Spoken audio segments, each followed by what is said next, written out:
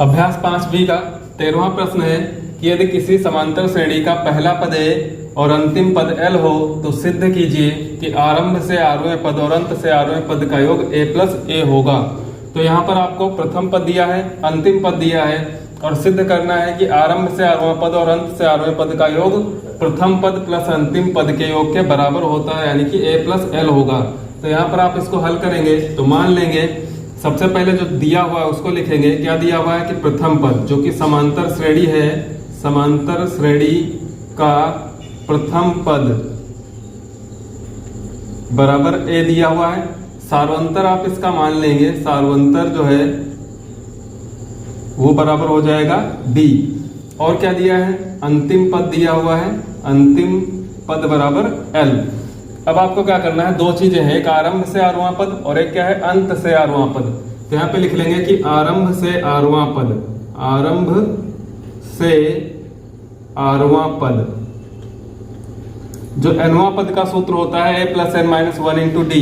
तो यहाँ पर आरवां पद है इसलिए हो जाएगा a प्लस एन की जगह पर हो जाएगा r, तो r minus one into D, ये हो जाएगा समीकरण नंबर 1। अंत से आरवां पद का, अंत से आरवां पद, इसका फार्मूला होता है l माइनस ब्रैकेट में r minus one into D, ये हो जाएगा समीकरण नंबर 2। यदि आप समीकरण 1 और समीकरण 2 को जोड़ते हैं तो यहाँ पे लिख लेंगे समीकरण 1 व समीकरण 2 को जोड़ने पर, इन दोनों को जोड़ दिया जाएगा। तो जब आप समीकरण 1 समीकरण 2 को जोड़ेंगे तो a प्लस ब्रैकेट में है r minus one into D, यहाँ पे प्लस करना है इसको l माइनस ब्रैकेट में r minus one into D. यहाँ पर देखते हैं कि r minus one into D, r minus one into D same है और चिन्ह इनका क्या है, एक प्लस है, यहाँ पे क्या है माइनस है, तो ये कैंसिल हो जाएगा r minus one into D. तो यहाँ पर बचता है a और यहाँ पर बचता है l, a plus l। a क्या है, प्रथम पद है, प्रथम पद, और l क्या है, अंतिम पद। यानी कि किसी भी समांतर श्रेणी में आरंभ से आरवां पद और अंत से आरवां पद का जो योग होगा वो प्रथम पद और अंतिम पद के योग के बराबर होगा। प्रश्न नंबर 14 दिया है, यदि किसी समांतर श्रेणी के तीसरे एवं नौवें पद क्रमशः 4 और माइनस 8 हो तो इसका कौन सा पद शून्य होगा। इस समांतर श्रेणी में क्या है कि तीसरा पद दिया है आपको और नौवां पद दिया है। इन दोनों पदों की सहायता से आपको बताना है कि इस श्रेणी में जो शून्य आएगा तो वो किस नंबर पे आएगा, यानी कि n का मान बताना है कि किस स्थान पर शून्य होगा। तो यहाँ पर सबसे पहले जो चीज दी हुई है, तीसरा पद 4 और नौवां पद 8 है, तो तीसरा पद बराबर क्या दिया है, 4। तीसरे पद को आप a3 करके लिखते हैं और तीसरे पद का जो फार्मूला बनेगा वो a प्लस 2d हो जाएगा।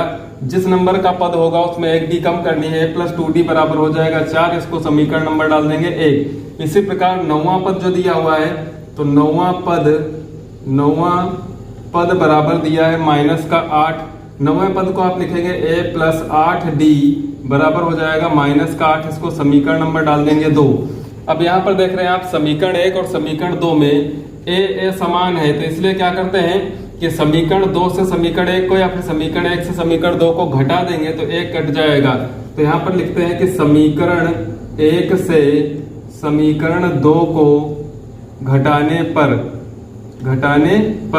समीकरण 1 पहले लिख लेंगे a प्लस 2d बराबर 4 लिखा हुआ है। समीकरण 2 है a प्लस 8d बराबर माइनस का 8 लिखा हुआ है। इसके बाद जब घटाएंगे तो चिन्ह बदलेंगे, a का चिन्ह माइनस हो जाएगा, यहाँ पे प्लस है माइनस होगा और यहाँ पे माइनस है तो प्लस हो जाएगा। a और a कैंसिल होने के बाद यहाँ पर 2d और यहाँ पर है 8d।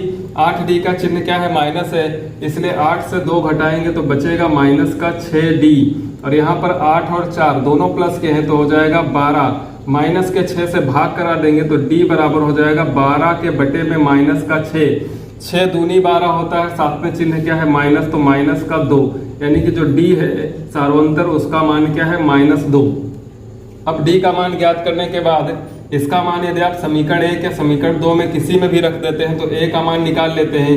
तो यहाँ पर हम d का मान समीकरण 1 में रख रहे हैं, लिखेंगे d का मान समीकरण 1 में रखने पर, जब समीकरण 1 में d का मान रखेंगे तो समीकरण 1 है क्या, a प्लस 2, इसके बाद d है और d का मान है -2, तो गुणे में लिखेंगे -2 बराबर में क्या है 4।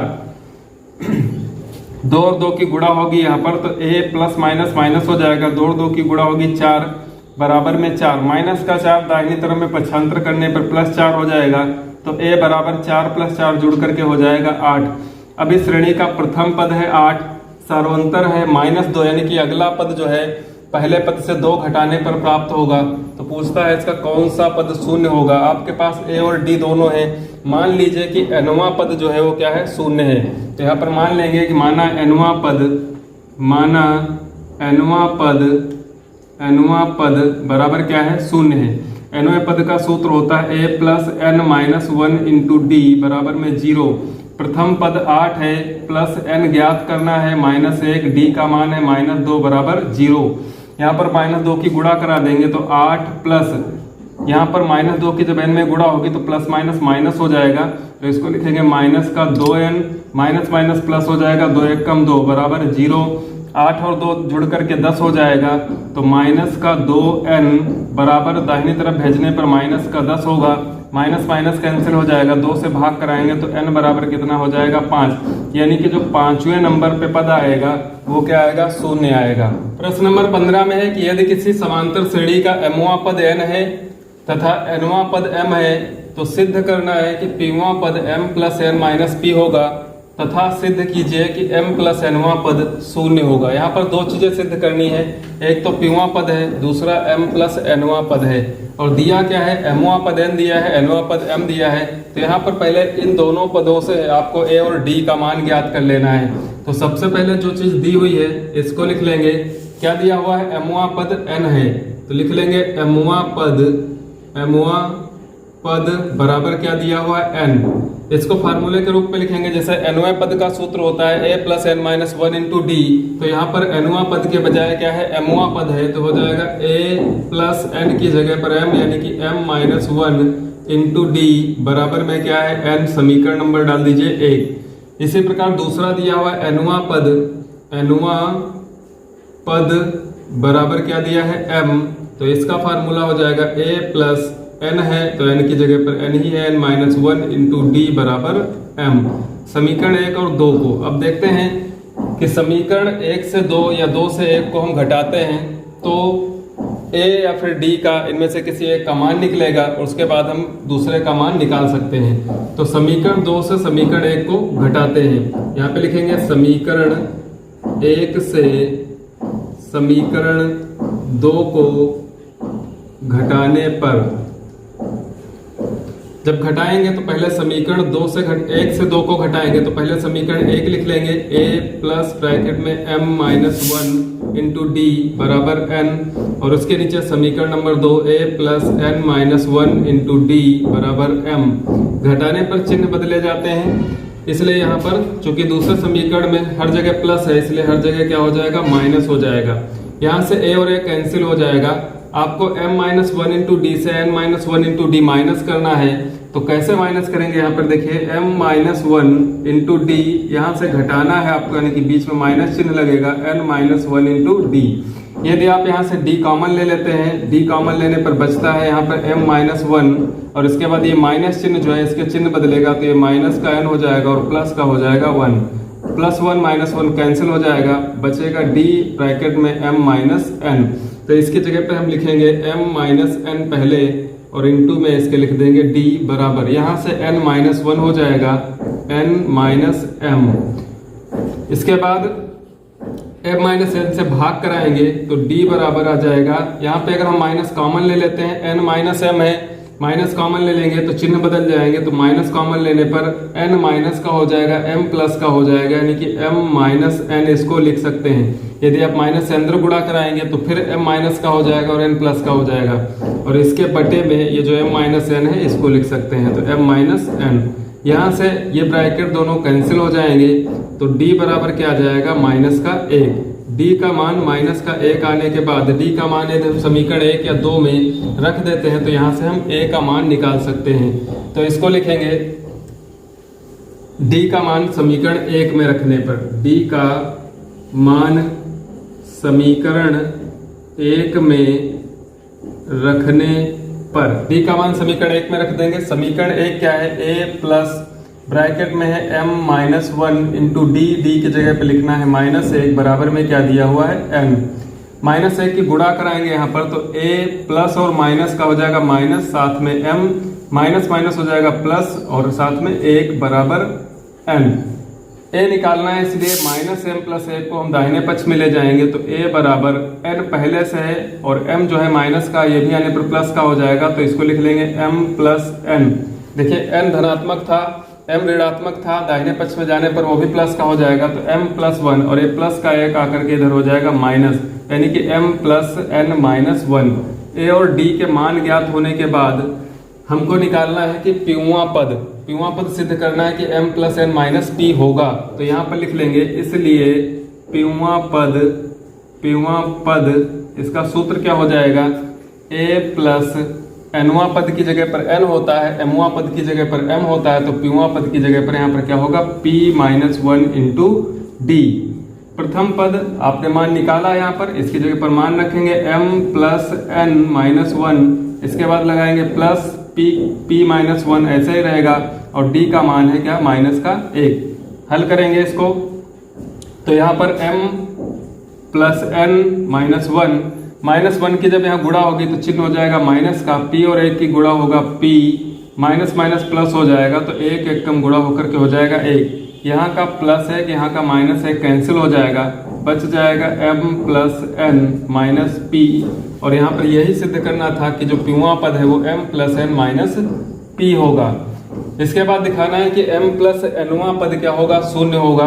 तो यहाँ पे आप लिख लेंगे m प्लस nवा पद बराबर, इसका भी फार्मूला a प्लस nवा पद की जगह पर n करते हैं तो m प्लस nवा पद है तो यहाँ पर क्या लिखेंगे ब्रैकेट में m प्लस n और माइनस 1 होगा और इंटू क्या हो जाएगा d।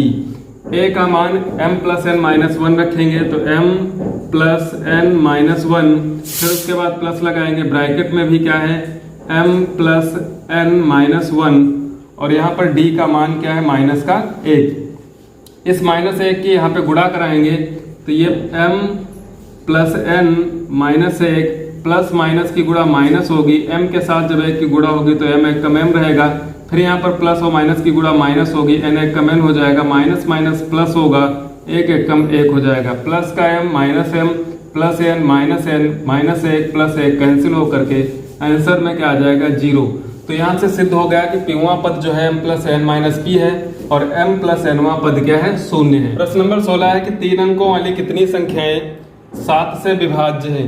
तो यहाँ पर सबसे पहले आप लिख लेंगे कि 3 अंकों वाली सभी संख्याएं, 3 अंकों की शुरुआत कहाँ से होती है, 100 से। 100 में 3 अंक होते हैं और कहाँ तक होती है, 999 तक, क्योंकि 1000 में 4 अंक होते हैं और 100 से पहले 99 में 2 अंक होते हैं। तो 100 से 999 तक जो संख्याएं हैं वो क्या है, 3 अंकों वाली हैं। अब यहाँ पर सभी संख्याएं जो है 3 अंकों वाली ऐसी नहीं है कि जो 7 से विभाजित हो जाती हैं, तो इनके बीच में कुछ संख्याएं ऐसी हैं जो 7 से विभाजित होती हैं। तो आपको लिखना है कि 3 अंकों वाली संख्याएं जो 7 से विभाज्य हैं। अब यहाँ पर देखते हैं आपकी 3 अंक की शुरुआत 100 से होती है, 100 7 से विभाज्य नहीं, 7 से विभाज्य नहीं है। तो आप यहाँ पर देखते हैं कि जब आप पहाड़ा पढ़ते हैं तो आता है 14 गुणे 7, 14 सती कितना होता है 98, यानी कि 14 और 7 की अगर गुणा होती है तो 98 आता है, जो कि 2 अंक में रह जाता है। तो इसके बाद क्या आता है 15 गुणे 7, तो 15 सती कितना होता है 105। 98 से 105 के बीच में कोई ऐसी संख्या नहीं है जो 7 से कटेगी। इसका मतलब जो पहली संख्या है 100 के बाद यहाँ पे 101, 102, 103, 104 और 105 जो है पहली संख्या ऐसी है 3 अंकों में जो कि 7 से क्या है विभाजित होती है। जब पहली संख्या आपको प्राप्त हो गई कि 105 7 से विभाजित होती है, फिर आपको चूंकि 7 से विभाजित संख्याएं लिखनी है, इसलिए प्रत्येक संख्या में क्या करना है 7 7 जोड़ना है। तो पहली 105 हो गई, दूसरी 112 हो जाएगी, तीसरी 119 हो जाएगी। इसी प्रकार 2-3 संख्याएं लिखने के बाद अब आपको लास्ट की संख्या पता लगानी है कि कौन सी जो है 7 से विभाजित होगी। तो यहाँ पर 999 जो है 7 से विभाजित नहीं होती है, 998 भी नहीं होती है, 997, 96, 95, 94। तो यहाँ पर 994 जो है 7 से विभाजित होती है।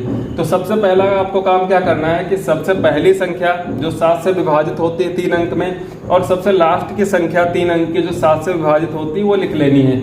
यहाँ से आपको पहला पद सार्वंतर 7 है, पहला पद मिल जाएगा, सार्वंतर आपको पता है, तो आपको 994 जो है मान लेना है कि ये क्या है, nवें नंबर पर है, यानी कि nवां पद है। इस समांतर श्रेणी का क्या है, nवां पद।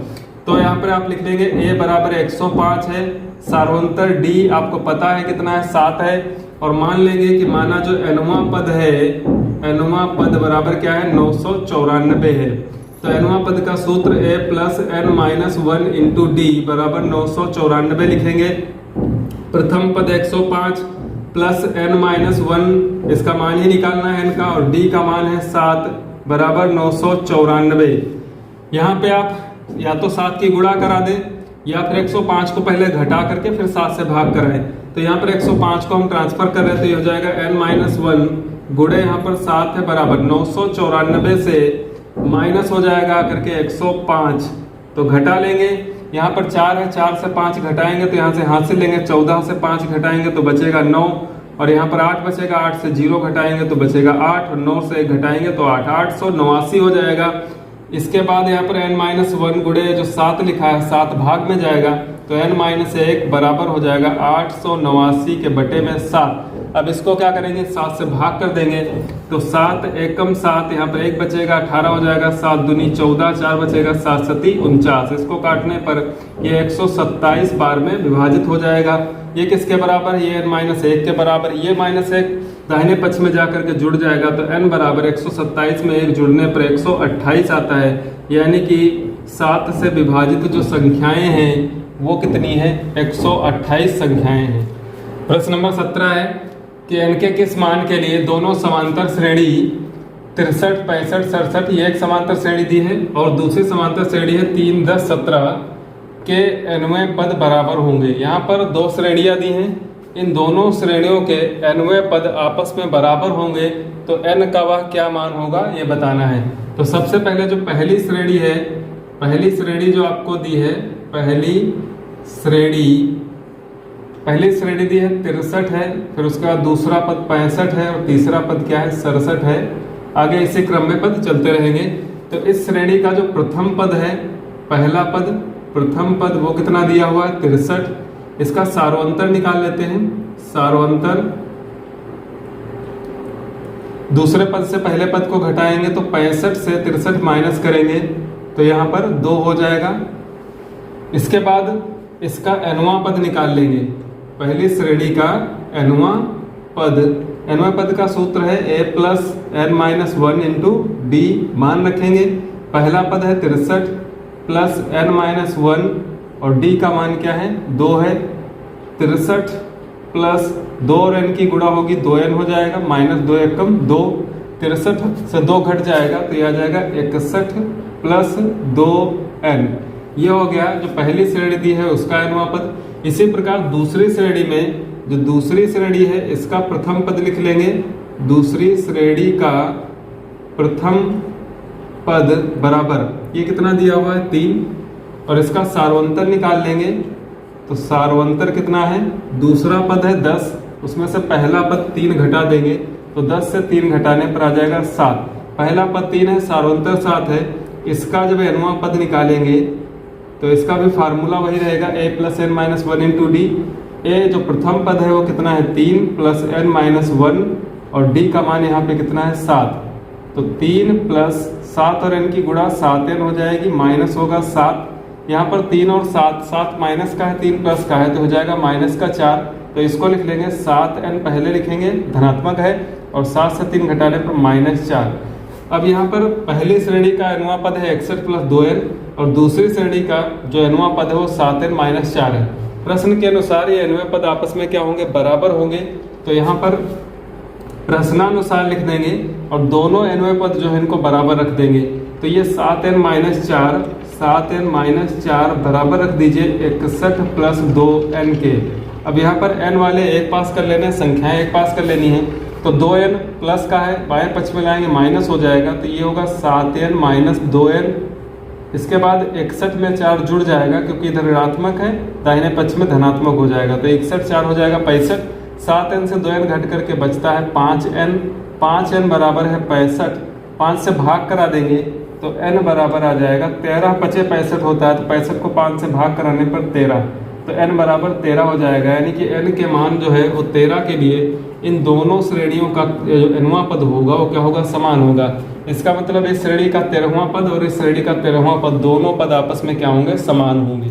प्रश्न नंबर 18 में कि वह समांतर श्रेणी ज्ञात कीजिए जिसका तीसरा पद 16 है और सातवां पद पांचवें पद से 12 अधिक है। तो समांतर श्रेणी ज्ञात करनी है। यहाँ पर आपको तीसरा पद दिया हुआ है, तो तीसरा पद क्या होता है, इसको A3 करके लिखते हैं। तीसरा पद दिया हुआ है 16, इसका जो फार्मूला बनेगा वो हो जाएगा A+2D बराबर 16। समीकरण नंबर डाल दीजिए 1। दूसरी चीज क्या है, सातवां पद पांचवें पद से 12 अधिक है। एक तरफ आप लिखेंगे सातवां पद यानी कि A7, एक तरफ आप लिखेंगे पांचवां पद यानी कि A5। तो जो सातवां पद है पांचवें पद से 12 अधिक है, ये 12 ज्यादा है, इसका मतलब ये 12 इसमें कम है, तो इधर क्या कर देंगे 12 प्लस कर देंगे। अब ये दोनों क्या हो जाएंगे आपस में बराबर। फिर से देखिए यहाँ पे कह रहा है कि सातवां पद पांचवें पद से क्या है, ये 12 ज्यादा है, इसकी तरफ 12 अधिक है, तो इसमें क्या कर देना है 12 जोड़ देना है, दोनों पक्ष आपस में बराबर हो जाएंगे। सातवें पद को आप लिखेंगे A+6D करके और पांचवें पद को आप लिखेंगे A+4D करके और प्लस में क्या है 12 है। यहाँ से A और A दोनों कैंसिल हो जाएंगे, 6D से 4D, यहाँ पर 6D है, यहाँ पर 4D माइनस होगा आकर के, तो 6D - 4D बराबर में क्या 12, 2D बचेगा इधर, 2D बराबर 12, तो 2 से भाग कराने पर D बराबर कितना आ जाएगा 6। यदि D बराबर 6 है तो यहाँ पर इसका मान समीकरण 1 में रख देंगे, तो D का मान समीकरण 1 में रखने पर A+2 गुणे D का मान 6 रखेंगे बराबर 16। 6 दूनी कितना होता है 12, 12 16 से घट जाएगा तो A बराबर आ जाएगा यहाँ पर 4। प्रथम पद हो गया 4, सारोंतर हो गया 6। चूंकि धनात्मक है इसका मतलब पहले पद जो 4 है इसमें अगर आप 6 जोड़ते हैं तो दूसरा पद मिल जाएगा, फिर उसमें 6 जोड़ते हैं तो तीसरा पद मिल जाएगा।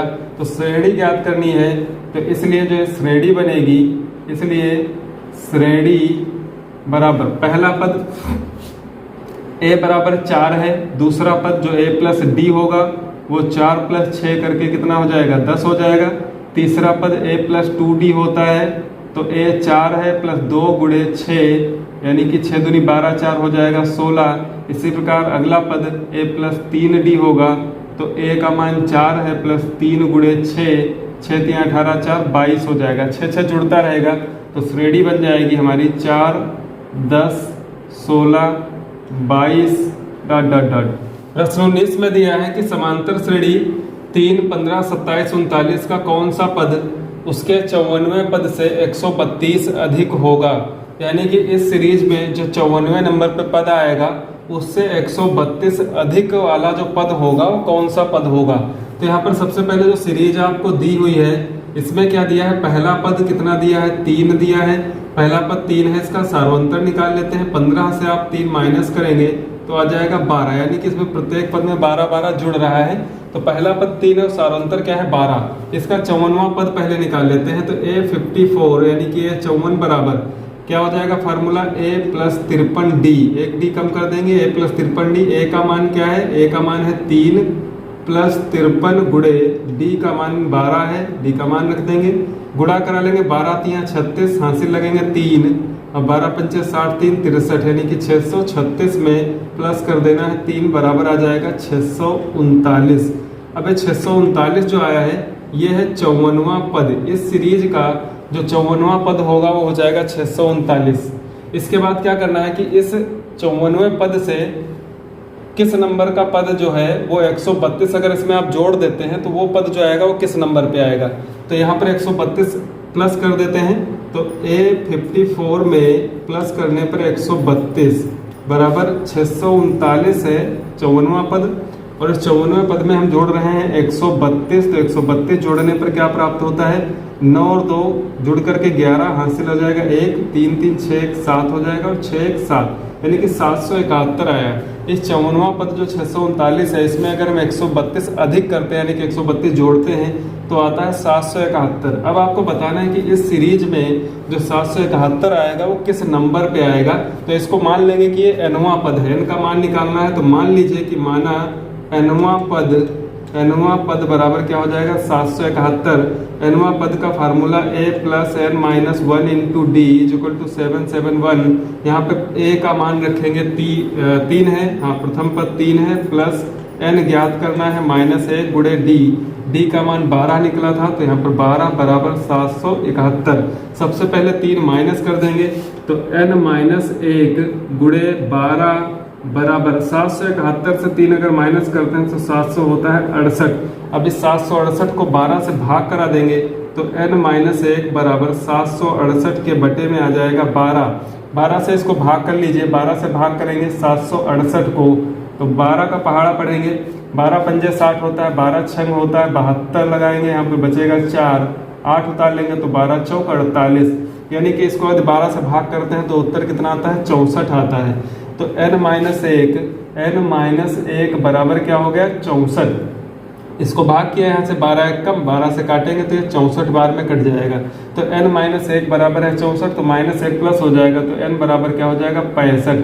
यानी कि इस सीरीज में जो 65वें नंबर का पद होगा वो 54वें पद से 132 क्या होगा अधिक होगा।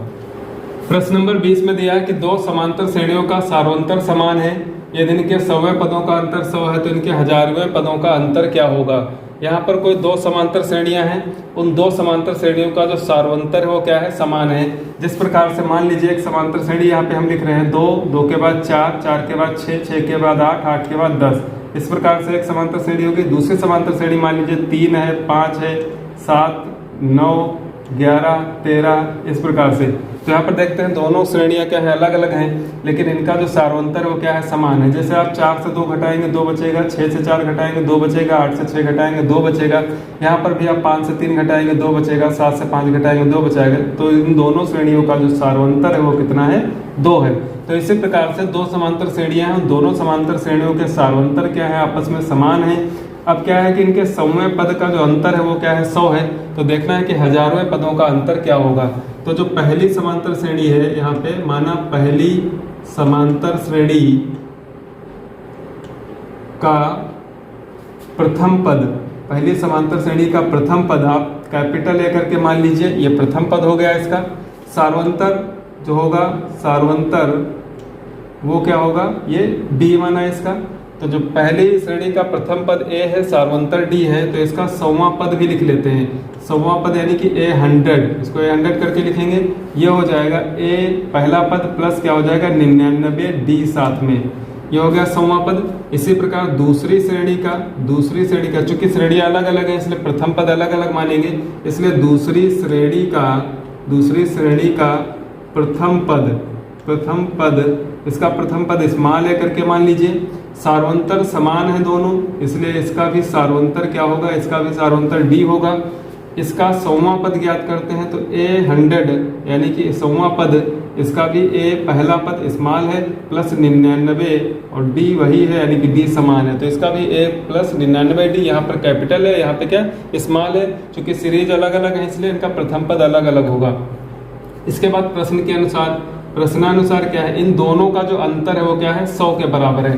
तो a plus 99d, capital A plus 99d और यहाँ पर जो स्मॉल a प्लस 99d है, इन दोनों के बीच में अंतर का निशान यानी कि माइनस लगाते हैं। तो a प्लस 99d बराबर किसके है 100 के बराबर है। यहाँ से ब्रैकेट खुलेगा तो a प्लस 99d, ये प्लस का है, ये माइनस का स्मॉल ए हो जाएगा, माइनस का 99d बराबर हो जाएगा 100। 99d कैंसिल हो जाएगा तो कैपिटल ए माइनस स्मॉल ए बराबर क्या हो जाएगा 100। इसको डाल लीजिए समीकरण नंबर 1, यानी कि इसके पहले पद का और इसके पहले पद का दोनों श्रेणियों के प्रथम पदों का जो अंतर है वो कितना है 100 है। अब ज्ञात करना है कि इनके 1000वें पदों का अंतर क्या होगा। तो 1000वें पदों का अंतर निकाल लेते हैं। पहली सीरीज का जो 1000वां पद होगा यानी कि a, इसका यहाँ पर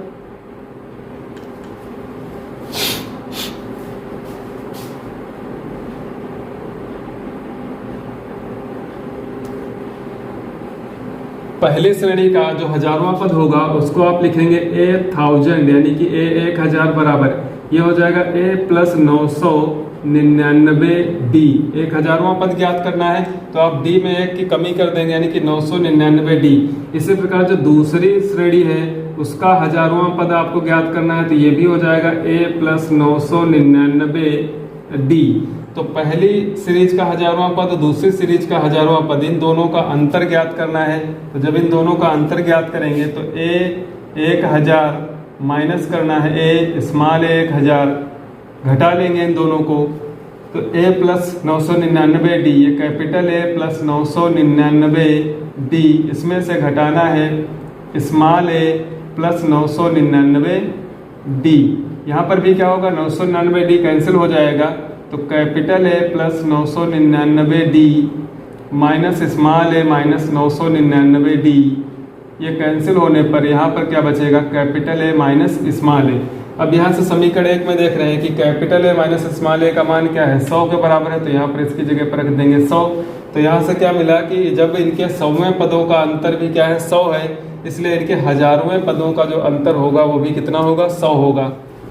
प्रश्न नंबर 21 में है कि किसी समांतर श्रेणी के चौथे और 8वें पदों का योग 24 है तथा छठे और 10वें पदों का योग 44 है। इस श्रेणी के प्रथम 3 पद ज्ञात करने हैं, यानी कि आप यहाँ से a और d के मान निकालेंगे, उसके बाद प्रथम 3 पद ज्ञात करने हैं।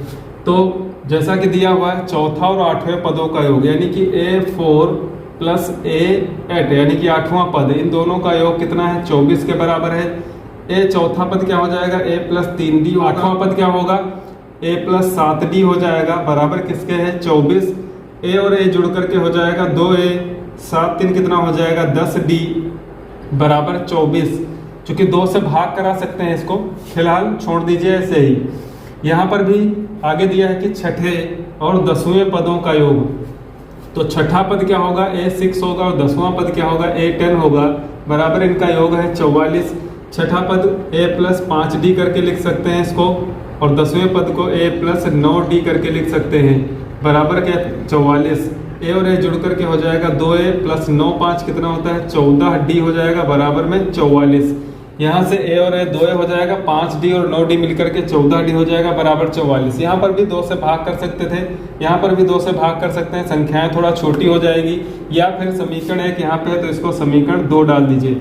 अब समीकरण 1 और समीकरण 2 को देखते हैं। यदि 2 से 1 को या 1 से 2 को घटाते हैं तो यहाँ पर a जो है, यानी कि 2a कैंसिल हो जाएगा। तो समीकरण 2 से हम समीकरण 1 को घटा रहे हैं, तो समीकरण 2 से समीकरण 1 को घटाने पर, जब घटाएंगे आप तो 2a, जो समीकरण 2 है पहले लिख लीजिए, 2a प्लस 14d बराबर किसके है, 44। और इस समीकरण 1 है ये 2a प्लस 10d बराबर किसके है, 24 के। यहाँ पे माइनस का चिन्ह लगाएंगे और यहाँ पर 2a कैंसिल कर देंगे। इसके बाद 14d से 10d घटा लेंगे तो कितना बचेगा, 4d हो जाएगा, बराबर 44 से 24 माइनस करने पर यहाँ पर बचता है 20। 4 से 4 घटाने पर 0 और 4 से 2 घटाने पर 2। 4 से भाग करा दीजिए तो d बराबर आ जाता है 5, यानी कि जो इसका सारोंतर है वो 5 है। अब d का मान समीकरण 1 या समीकरण 2 में कहीं पर भी रख करके a का मान निकाला जा सकता है। तो यहाँ पर हम समीकरण 1 में d का मान रख रहे हैं, तो 2a प्लस यहाँ पे 10d है, 10d का मान 5, यानी कि 10 गुणे 5, इसकी जगह पर d की जगह पर लिख लेंगे, बराबर कितना है, 24 है। 2a प्लस 50, 10 पचे 50 होगा, बराबर 24। 50 घटाएंगे जा करके, 2a बराबर 24 से यदि आप 50 माइनस करते हैं तो बचता है 26, वो भी माइनस का, और इधर क्या आ जाता है 2a। 2 से भाग कराने पर तो a बराबर आ जाता है माइनस का 13। आपने प्रथम पद ज्ञात कर लिया, आपने सारोंतर ज्ञात कर लिया। इसके बाद इसके 3 पद ज्ञात करने हैं। तो जो पहला पद होगा जिसको हम a1 कहते हैं, a1 बराबर यानी कि प्रथम पद a ही होता है, तो पहला पद तो माइनस का 13 ही हो जाएगा।